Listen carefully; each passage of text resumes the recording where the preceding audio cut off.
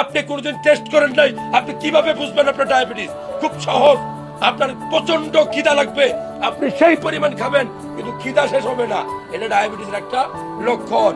আপনার প্রচন্ড প্রস্রাব হবে রাতের বেলা, ঘন ঘন প্রস্রাব হয় অনেকেরই, কিন্তু যদি রাতের বেলা বেশি হয় তাহলে আমরা ধরে নিই ডায়াবেটিসের লক্ষণ।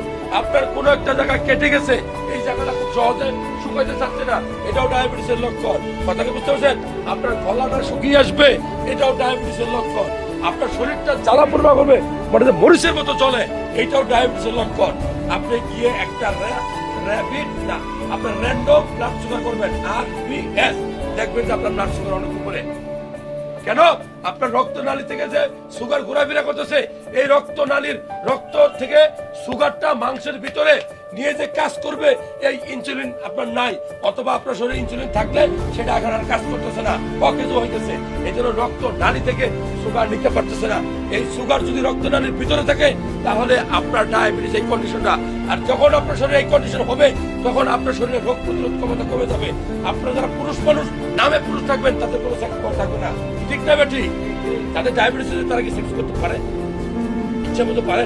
পারে না, অনেকেই পারে না, অনেকে কি ম্যাক্সিমামই পারে না, তারা শুধু পুরুষ। তাহলে আপনার ডায়াবেটিস আছে কিনা আপনার দেখা উচিত না?